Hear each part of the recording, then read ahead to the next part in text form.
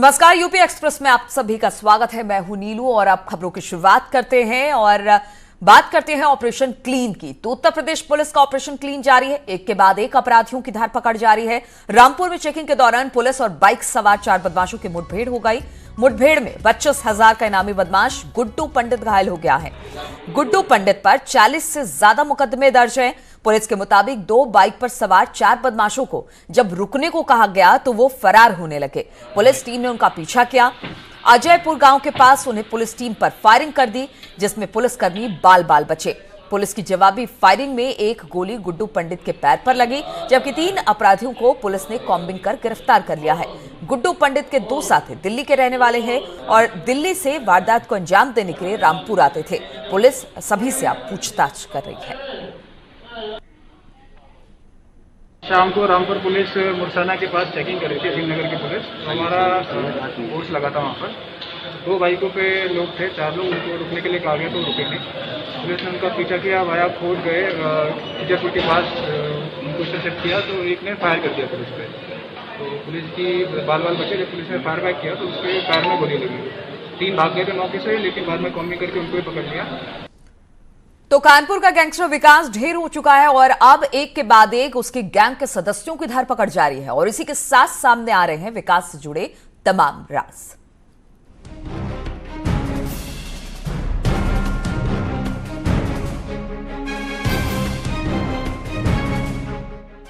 UP के ADG law and order Prashant Kumar के हाथ में इस AK-47 और इंसास राइफल को देखिए। ये वो AK-47 है जिसे कानपुर शूटआउट के बाद विकास दुबे के घर से बरामद किया गया था और ये इंसास राइफल बरामद की गई विकास के साथी शशिकांत के घर से। यह असलहा शशिकांत की गिरफ्तारी के बाद उसकी निशानदेही पर बरामद किया गया। लूटा गया असला अपने व विकास दुबे के मकान में विकास दुबे के कहने पर छिपा दिया गया है। इसी की निशानदेही पर विकास दुबे के घर से बरामदगी 1 अदद AK-47 राइफल व 17 जिंदा कारतूस सरकारी, दूसरा 1 अदद इंसास राइफल में 20 अदद जिंदा कारतूस सरकारी। गिरफ्तार अभियुक्तों के नाम श्यामू वाजपेयी, जहान यादव, दयाशंकर अग्निहोत्री व शशिकांत। कानपुर शूटआउट के बाद से यूपी पुलिस एक्शन में है। एक के बाद एक विकास के साथियों की धरपकड़ जारी है। शूटआउट के 6 आरोपी अब तक मारे जा चुके हैं। 4 आरोपियों को गिरफ्तार किया गया है और 11 की तलाश जारी है। वांछित अभियुक्त एवं 50,000 का इनामिया अभियुक्त शशिकांत उर्फ सोनू पुत्र प्रेम कुमार उर्फ राजाराम निवासी बिकरू, पूछताछ से उसने घटना में अपनी संलिप्तता के साथ विकास दुबे, अमर दुबे, अतुल दुबे, प्रेम कुमार आदि लोगों का घटना में सम्मिलित होना बताया गया। कानपुर एनकाउंटर के बाद योगी सरकार की पॉलिसी साफ है। बेगुनाहों को परेशान नहीं किया जाएगा और अपराधियों को छोड़ा नहीं जाएगा। विवेचना के आधार पे आगे जो भी कार्रवाई होगी की जाएगी। किसी को भी न तो फंसाया जाएगा न तो छोड़ा जाएगा। आपने बताया 11 नामजद अभियुक्त अभी बाकी हैं। इसके अतिरिक्त जो भी प्रकाश में आएगा साक्ष्यों के आधार पर उस पर कार्रवाई की जाएगी। दूसरी ओर कानपुर एनकाउंटर मामले की जांच में जुटी SIT ने 1995 से शिवली में तैनात पुलिसकर्मियों का ब्यौरा मांगा है। इनकी संपत्ति का रिकॉर्ड भी खंगाला जा सकता है। ईडी की जांच में विकास से जुड़े कई राज सामने आ रहे हैं। 3 बड़ी कंपनियों में विकास की हिस्सेदारी के सुराग हाथ लगे हैं। इन्फोर्समेंट डायरेक्टर इन कंपनियों के कागजात खंगालने में जुट गई है। न्यूज़ 18 के लिए कानपुर से श्याम तिवारी, सौरभ मिश्रा और अमित गंजू की रिपोर्ट। उधर कानपुर में पुलिस के सामने ही बदमाश 30 लाख की फिरौती लेकर फरार हो गए और पुलिस देखती रह गई। और ये तब हुआ जब ये पूरा प्लान पुलिस ने ही बनाया था। क्या है पूरा मामला, दिखाते हैं इस रिपोर्ट के जरिए। पुलिस की नाकामी की कहानी, SP की जुबानी। 30 लाख ले गई बदमाश, ताकती रह गई पुलिस। हाईवे से फेंका गया है। जब तक हम लोग घूम के नीचे जाएंगे उसमें 1.5-2 किलोमीटर का रास्ता है, जहाँ से आप घूम के जाओगे नीचे और तब जाके आप देखोगे वो नीचे कोई खड़ा होगा और लेके अपना चंपत होगा।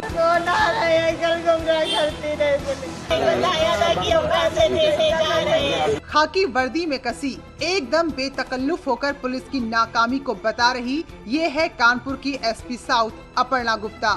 पिछले कुछ दिनों से अपनी नाकामियों की वजह से चर्चा में रही कानपुर पुलिस फिर से चर्चा में है, क्योंकि इनका कारनामा ही कुछ ऐसा है। मामला एक अपहरण का है। बर्रा निवासी संजीत यादव का कुछ दिन पहले अपहरण हो गया। बदमाशों ने 30 लाख की फिरौती मांगी। पीड़ितों ने पुलिस से गुहार लगाई तो पुलिस ने अनोखा तरीका बताया कि आप बदमाशों को फिरौती दे दो, जैसे ही वो पैसे लेने आएंगे पुलिस उन्हें दबोच लेगी। पीड़ितों ने अपना घर गहने बेचकर जैसे तैसे 30 लाख की भारी भरकम रकम जुटा ली। मौके पर पहुंचकर रुपयों से भरा बैग भी रखा, लेकिन बदमाश बैग लेकर चंपत हो गए और पुलिस ताकती रह गई। अब पुलिस अपनी नाकामी तो मान रही है, लेकिन पीड़ितों की फिर भी नहीं सुन रही। हटा के इन्होंने इतनी देर में सारा मेरा पैसा भी चला गया, मेरा भाई भी मेरे हाथ नहीं लगा। पैसा मेरा मकान भी बेचा था, मेरी शादी का पैसा था, जो ज्वेलरी थी वो भी समझ में हमें हमारा भाई चाहिए था। अब सुनिए उन्हीं एसपी साउथ का वो बयान जो अपनी नाकामी को कतई नहीं मान रही, लेकिन ऑफ रिकॉर्ड उनकी कहानी ही उनकी पोल खोल रही है। देखिए गलत बातें हैं। पुलिस के सामने अगर पैसा दिया गया और अपहरण वाला नहीं आ पाया, ये बहुत ही खेद का विषय है। ऐसा प्रैक्टिकली इम्पॉसिबल है और ये सरासर गलत आरोप पुलिस पे लगाए जा रहे हैं। पुलिस इसमें पूरी मेहनत से काम कर रही है और जल्दी हम इस केस को क्रैक करेंगे। हाईवे से फेंका गया है। जब तक हम लोग घूम के नीचे जाएंगे उसमें 1.5-2 किलोमीटर का रास्ता है, जहाँ से आप घूम के जाओगे नीचे और तब जाके आप देखोगे वो नीचे कोई खड़ा होगा और लेके अपना चंपत होगा। पूरे मामले की चर्चा जब कप्तान की चौखट तक पहुंची तो कप्तान सख्त हुए और कहा कि दोषियों पर कड़ी कार्रवाई की जाएगी। बर्रा क्षेत्र में एक युवक को छुड़ाने के लिए 30 लाख रुपए फिरौती पुलिस वालों के सामने देने की बात मीडिया में चली है। उसको स्वतः मैं संज्ञान ले रहा हूँ। पीड़ित परिवार से मैं बात कर रहा हूँ।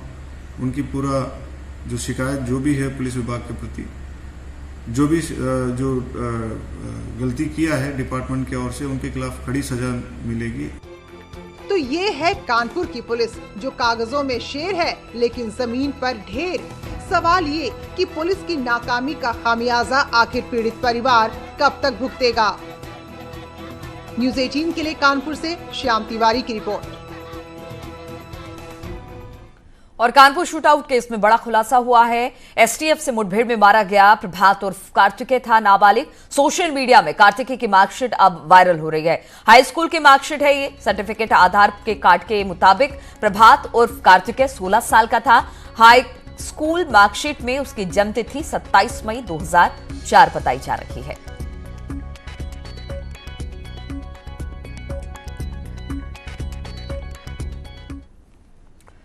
और बात अयोध्या की करें तो यहां पर राम की पैड़ी पर सरयू अपने पूरे उफान पर है। नदी खतरे के निशान से ऊपर बह रही है। यहां पर नहाने आए 2 युवक नदी में डूब गए। प्रत्यक्षदर्शियों के मुताबिक पहले एक युवक डूबा, जिसे बचाने के चक्कर में दूसरा भी डूब गया। लोगों ने पुलिस को सूचना दी, जिसके बाद दोनों युवकों को निकाला गया और अस्पताल में इलाज के दौरान दोनों की मौत हो गई, जिससे दोनों परिवारों में कोहराम मच गया। दोनों युवक अयोध्या के ही रहने वाले बताए जाते हैं।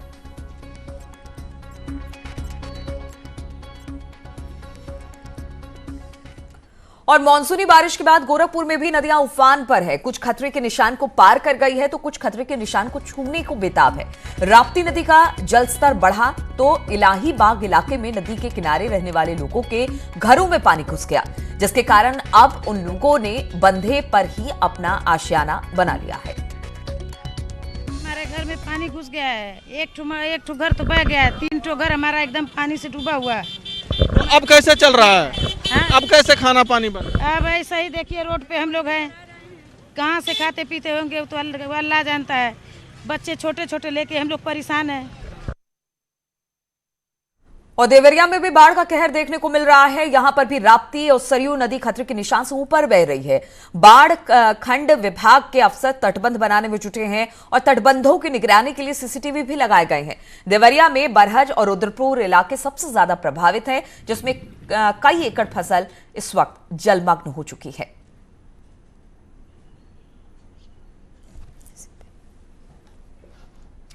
और इसी पर बातचीत करने के लिए सर्वेश सिंह संवाददाता बलरामपुर से, देवमणि त्रिपाठी गोंडा से और मनोज लखीमपुर खीरी से हमारे साथ जुड़े हुए हैं। सर्वेश, अगर बलरामपुर की बात की जाए, हालांकि लगातार बारिश हो रही है और कई बार ऐसा होता है कि नदियां उफान पर है। इस वक्त अगर बलरामपुर की बात की जाए या उसके आसपास के क्षेत्रों की बात की जाए तो किस तरह की स्थिति?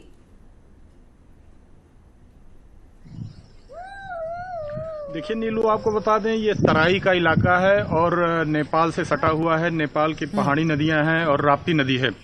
ये नदियां जब फ्लो करके मैदानी क्षेत्र में आती हैं तो निश्चित रूप से एक बड़ी तबाही मचाती हैं और जितने भी सरकारी कवायदें की जाती हैं, तटबंध बनाए जाते हैं, ग्रेडिंग की जाती है, वो सब धराशायी हो जाती हैं।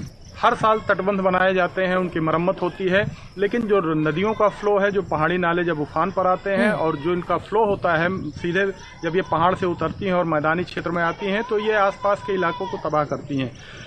और वही स्थिति इस बार भी, चूंकि मानसून पहले आ गया है और 2 बार राप्ती नदी खतरे के निशान को पार कर चुकी है। हालांकि अभी स्थिर चल रही है, लेकिन जो जल भराव इस इलाकों में हो जाता है, लगभग 150 से 200 गांव ऐसे हैं जो लगभग थोड़ा सा ही बरसात होती है या थोड़ा सा ही पानी आ जाता है तो वो जलमग्न हो जाते हैं।